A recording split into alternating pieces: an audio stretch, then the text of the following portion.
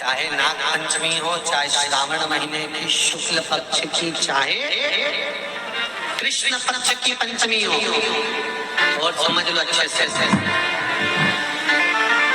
श्रावण महीने की पंचमी के दिन देवाधिदेव महादेव पर चढ़ाई गई शमी पत्र आस्तिक मुनि का नाम लेकर, कौन से मुनि? आस्तिक मुनि का नाम लेकर शमी पत्र को वापस उठाकर उसको अपने दरवाजे की चौखट पर कहीं पर भी या द्वार पर कहीं पर भी एक ओर रख देने पर घर के अंदर, बगीचे के अंदर सर्प प्रवेश नहीं करता। ध्यान रखिए, सर्प प्रवेश नहीं करेगा।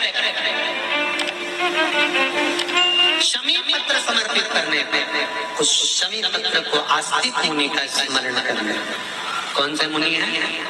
आस्तिक मुनि का स्मरण करने पर भीतर घर के अंदर बगीचे में सर्प भी प्रवेश नहीं। उस शमी पत्र में जया, विषहरा, शामली बारी, दौतली और देव, ये पांचों कन्याओं का भाव प्रकट हो जाता है और वो कन्याएं हमारे घर के द्वार की रक्षा करती है।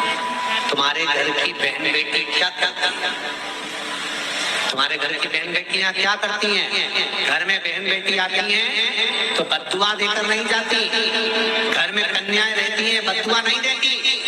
घर की बेटियां जब दरवाजा छोड़कर शादी कर वाले दिन, विदाई के दिन अगर जाती भी हैं तो बेटियां हाथ में धान भर कर फेंक कर जाती हैं कि मेरा मायका खूब फले फूले आगे बढ़े, छापे लगाकर चली जाती हैं कि हमने हमारी जीवन की सारी दौलत, जीवन का सारा सुख अपने मायके में दे दिया है। वो बेटियां तो जया, विषहरा, शामली बारी, दौतली, देव, ये उस घर में निवास करती हैं जिससे ये पंचमी, कौन सी तिथि?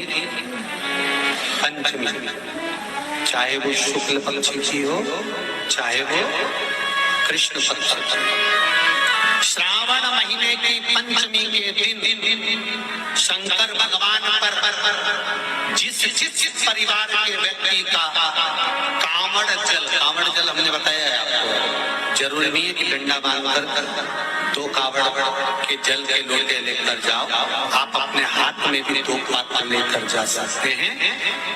पंचमी तिथि के दिन हाथ में 2 लोटे जल के, 2 कलश जल के जब हम शंकर भगवान को चढ़ाते हैं तो ऊपर जो कमंडल होता है शिव जी के ऊपर जलधारी होती है, जिसमें जया, विषहरा, शामली बारी, दौतली और देव, शंकर भगवान की 5 बेटियां जिसमें विराजमान होती हैं। जब हम जल समर्पित करते हैं, हमारे पीढ़ी में, परिवार में अगर कोई अधोगति में मर गया होता है, कुंवारी अवस्था में चले गया होता है, गर्भ में मर गया होता है, गर्भ के बाहर निकल कर भी अगर कुंवारी अवस्था में चले गया होता है, तो श्रावण महीने की दोनों पंचमी तक परिवार का अगर कोई एक व्यक्ति भी जल चढ़ा देता है शंकर भगवान पर, तो सर्प की योनि में नहीं पड़ता, जीव मुक्त हो जाता, प्रेत योनि में सर्प की योनि से मुक्त हो जाता।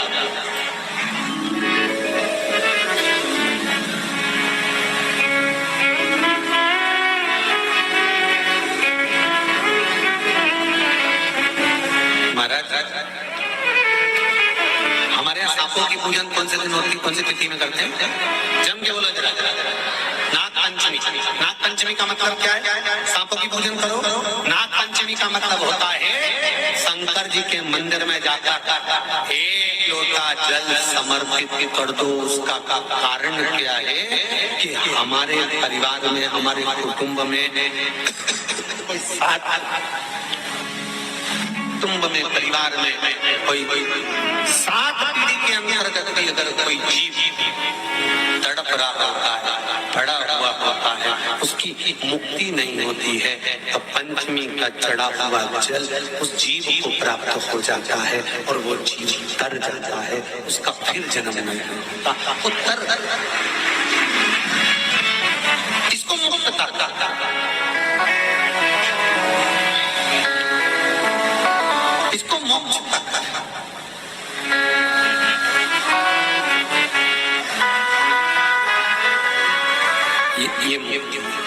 ये मोक्ष इसी से कहेंगे कि ये मुक्तता।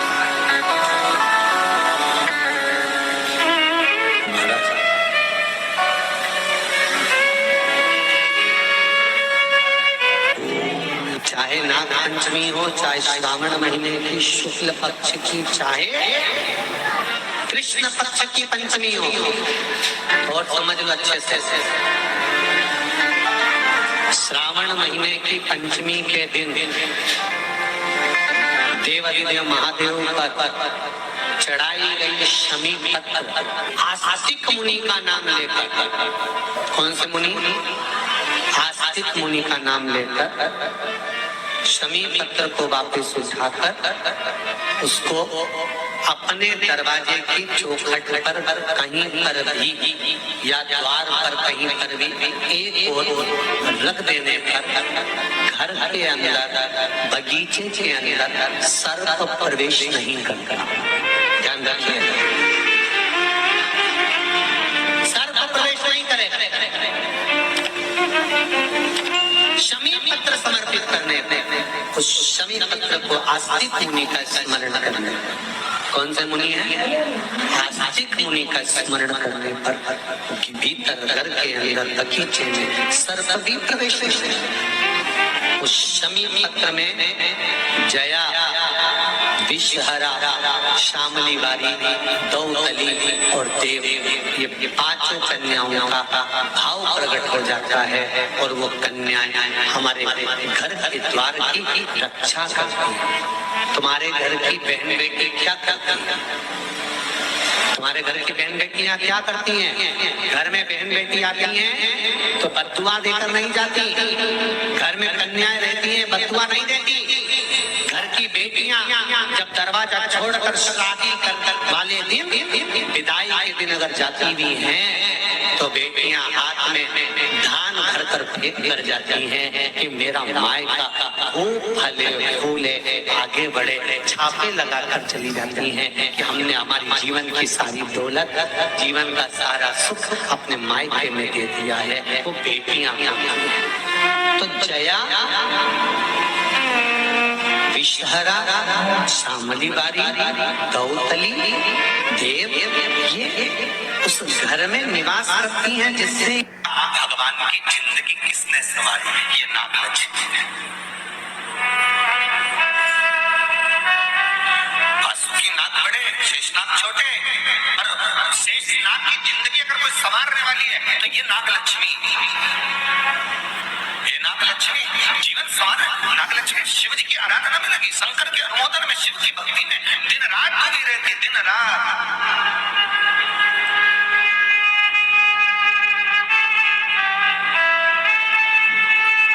कितना सुंदर संवाद है। पान की बेल में, पान जानते हो, तांबुल जो खाने वाला पान होता है, पान की बेल में चारों तरफ से बेल लगाकर नागलक्ष्मी उसमें बैठ कर शिव की आराधना करता था। इसलिए आज भी शास्त्र के हिसाब से देखा जाए तो सबसे ज्यादा सांप, सबसे ज्यादा सर्प, सबसे ज्यादा नाग नागिन, सबसे ज्यादा सर्प अगर कहीं रहते हैं तो जहाँ पान की खेती होती है, जहाँ पर तांबुल उत्पन्न होता है, जहाँ पान की बेल होती है, सबसे ज्यादा सांप वहीं पर पाए जाते हैं। सबसे ज्यादा सांप वहीं पर है। और जो पान उतारने वाले रहते हैं, पान तोड़ने वाले रहते हैं, पान बेचने वाले रहते हैं, जिनको हमारे यहाँ सहज भाषा में चौरसिया कहते हैं,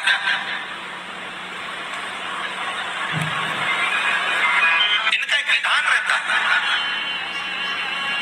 कि सांप पान के उस बेल में चारों तरफ रमे रहते हैं, पान की बेल में सांप के बच्चे चारों तरफ भ्रमण करते रहते हैं, और चौरसिया पान उतारने वाला, बेल में से पान तोड़ने वाला सांप के बच्चों को उठाकर, सांप को उठाकर उधर रख देता है और पत्ते तोड़ लेता है, पत्ते तोड़ लेता है। उसको सर्प नहीं डसते, क्यों? क्योंकि यहाँ पर वर है इन चौरसियाओं को। कई चौरसिया लोग सोचे होंगे कि हम नाग की पूजन करते हैं, हम सर्प की पूजन करते हैं, नाग पंचमी पे हम सर्प का स्मरण करते हैं, हमारे कुल देवता के रूप में हम सर्प पूजते हैं। पर कभी चौरसिया ने विचार करा कि आखिर तुम्हें कौन सा वर प्राप्त हुआ कि तुम्हें सर्प नहीं डसेगा? तुम्हें कौन सा वर प्राप्त हुआ कि सांप तुम्हें नहीं काटेगा? पान उतारते समय, पान तोड़ते समय, पान को ले जाते समय सर्प तुम्हें डस नहीं करेगा।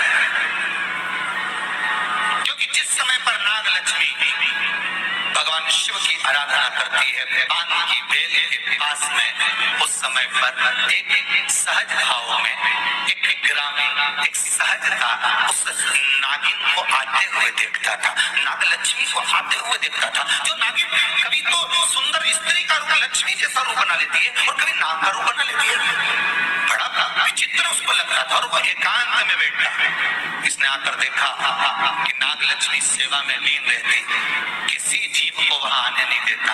शास्त्र तो यहाँ तक कहता है कि जब नाग लक्ष्मी पूजन करती थी तो कहा, पूछा गया ये कोई जीव इसके पास में ना आए तो इसको बचाता था वो। एक दिन नाग लक्ष्मी जब बड़ी हो गई, देख लिया उसने इस ग्रामीण को, इस मानव को जब देखा जो चारों तरफ से किसी ना किसी रूप में नाग लक्ष्मी को रसला कर देता है, प्रदान करता रहता है, कुछ ना कुछ तत्व देता रहता है। कितना सुंदर संवाद है महाराज। नाग लक्ष्मी जब पूजन करने शंकर जी की बैठती थी तो ये जो हमारे हिंदू धर्म में एक ऐसा भाव करते हैं, शंकर जी के अभिषेक में गन्ने का रस, अनार का रस, मौसम्बी का रस, ये जो अभिषेक कराते हैं ना ब्राह्मण जन, तो ये कहते हैं ये रस चढ़ाइए, इस रस से भगवान का अभिषेक करना है, गन्ने का रस से, इस रस से शिव का अभिषेक करना।